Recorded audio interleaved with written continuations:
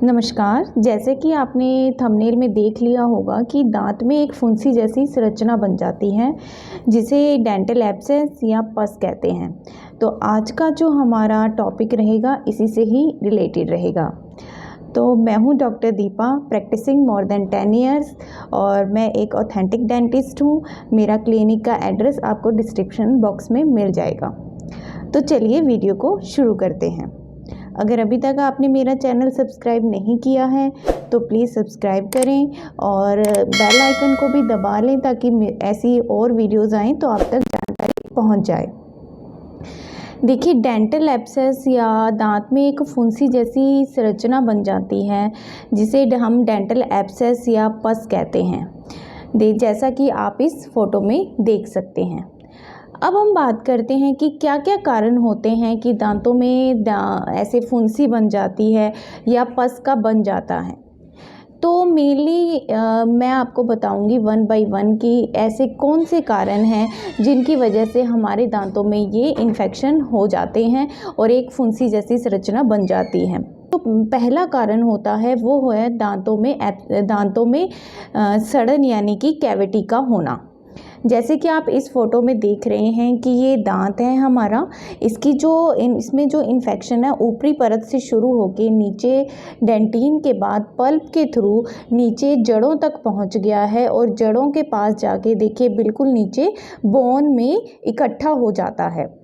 अगर हम इस कंडीशन को ठीक नहीं करेंगे तो जो ये इन्फेक्शन जड़ में इकट्ठा हुआ है इसको बाहर निकलने की कहीं जगह नहीं मिलती है, तो ये मसूड़े के थ्रू एक अपना रास्ता बना लेता है और वहाँ से डिस्चार्ज होना शुरू हो जाता है। पहले वहाँ फुंसी बनती है जैसे कि आप इसमें देख रहे हैं, फुंसी बनेगी पहले, उसके बाद जैसे ही हम इसको प्रेस करते हैं तो ये पस इसमें से बाहर निकलनी शुरू हो जाती है। तो अगर आपके दांत की ये कंडीशन है यानी कि कैविटी है, सड़न हो गई है, कीड़ा लगा हुआ है, उसके बाद ये पस बन रही है या फुंसी बन रही है, तो इसका ट्रीटमेंट आप जैसे ही डेंटिस्ट के पास जाएंगे वो आपका एक्सरे करेंगे। उसके बाद वो आपको आरसीटी की सलाह देंगे कि इस दांत की आप आरसीटी करवाइए। आरसीटी से प्रॉपर इन्फेक्शन को अंदर से साफ़ करके प्रॉपर नसों को क्लीन करके और ऊपर उसके बाद कैप कर दिया जाता है और दांत वैसे ही नया जैसा हो जाता है। दूसरा कारण ये रहता है कि कई बार हमारी अकल जाड़, देखिए ये जो अकल जाड़ है, अकल जाड़ देखिए बहुत पीछे रहती है और उस वजह से क्या होता है कि वहाँ पे प्रॉपर सफाई नहीं हो पाती है।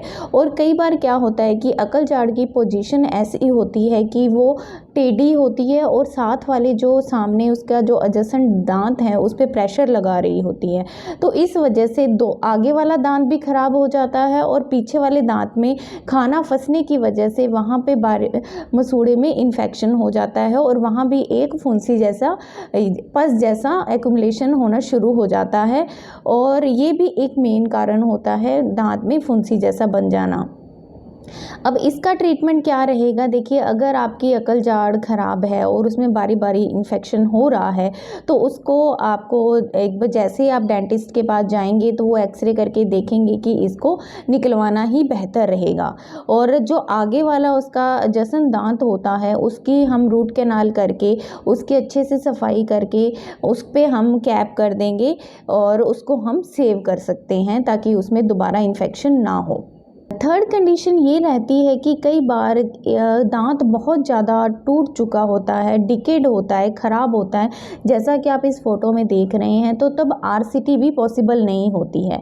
अगर इस टाइप की कंडीशन है, दांत टूटा हुआ है और मसूड़े के ऊपर ऐसे फुंसी बन रही है, तो इस कंडीशन में आपको दांत को निकलवा देना चाहिए, वही ठीक रहेगा, क्योंकि ये आसपास के दांत को भी ख़राब कर देगा अगर आप इसे सही नहीं करवाएंगे, अगर इसका ट्रीटमेंट आप नहीं करवाएंगे।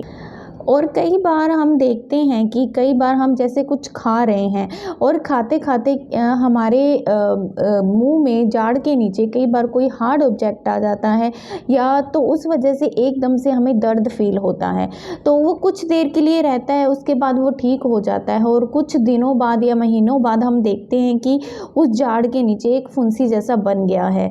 तो अगर ये कंडीशन आपकी हुई है तो आप एक बार अपने डेंटिस्ट के पास जाइए, वो एक्सरे करके देखेंगे देखेंगे कि उस पे कहीं नीचे जड़ को कोई नुकसान तो नहीं हो गया है, वहाँ इन्फेक्शन तो नहीं हो गया है। कई बार ऐसा होता है कि बाहर से दांत हेल्दी दिखता है और कई बार रूट में कोई ट्रॉमा हो गया होता है, जिस वजह से भी क्या है वहाँ पे इन्फेक्शन या पस बन जाती है और वहाँ मसूड़ा फूल जाता है। तो अगर ये कंडीशन है तो इसका ट्रीटमेंट भी आरसीटी, मेनली आरसीटी ही रहता है। आरसीटी करके इन्फेक्शन क्लीन करके वहाँ पे साफ़ कर दिया जाता है। और अगर अगर आपका रूट सही है, अगर रूट में फ्रैक्चर नहीं हुआ है तो आरसीटी से बिल्कुल दांत ठीक हो जाता है। और नेक्स्ट कारण ये भी रहता है कि कई बार कई पेशेंट्स के अंदर, जैसा कि आप इस फोटो में देख रहे हैं, बहुत ज़्यादा कैलकुलस प्लाक जमा हुआ होता है दांतों के ऊपर और उससे क्या होता है कि पूरे मुंह के मसूड़े ही बिल्कुल फूल जाते हैं। अगर हम उन्हें हल्का सा भी प्रेस करते हैं तो उनमें डिस्चार्ज होता है, उनमें खून भी निकलना शुरू हो जाता है। अगर इस टाइप की कोई कंडीशन है तो जैसे ही आप अपने डेंटिस्ट के पास जाएंगे तो वहाँ पे सफाई करेंगे, आपको मेडिकेशंस देंगे और प्रॉपर ओरल हाइजीन मेंटेन करने को कहेंगे, तो उससे भी जो एब्सेस में आराम मिलता है। और कई बार हम देखते हैं कि कोई हमारा दांत काफ़ी लंबे समय से काला पड़ गया है और वो हमें कोई पेन भी नहीं कर रहा है और हमें कुछ महसूस भी नहीं होता है और वहाँ पे एक फुंसी बन जाती है, धीरे धीरे वो अपने आप ही ठीक हो जाती है। तो हम सोचते हैं कि चलो कोई बात नहीं, अपने आप ही ठीक हो रही है, क्या ट्रीटमेंट लेना।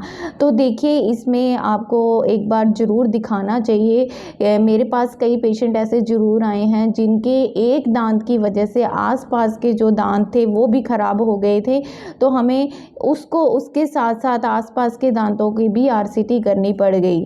तो अगर आपके दांतों की ये कंडीशन है, आपको कंटिन्यू कोई फुंसी हो रही है, वहाँ पस बन रही है, अपने आप ठीक हो रहा है, कोई पेन नहीं है, पर फिर भी आप एक बार अपने डेंटिस्ट के पास जाके इसका ट्रीटमेंट ज़रूर करवाइए ताकि आसपास के दांतों को ख़राब होने से बचाया जा सके। तो देखिए, ये जो मैंने आपको मेन कारण बताए हैं डेंटल एब्सेस के, वैसे तो बहुत ज़्यादा बहुत सारे कारण होते हैं एब्सेस के, पर ये जो मेन कारण हैं जो जनरली देखने को मिलते हैं और कॉमनली क्लिनिक में इस तरह के पेशेंट आते हैं, मैं आपको एडवाइस करूंगी कि अगर आपके दांतों में ऐसी कोई कंडीशन है तो आप प्लीज़ अपने डेंटिस्ट के पास जाइए, उसे ठीक करवाइए। और अगर आपको मेरी ये वीडियो अच्छी लगी हो तो प्लीज़ चैनल को लाइक कीजिए और ऐसी ही इन्फॉर्मेटिव जानकारी के लिए हमारे साथ जुड़े रहिए।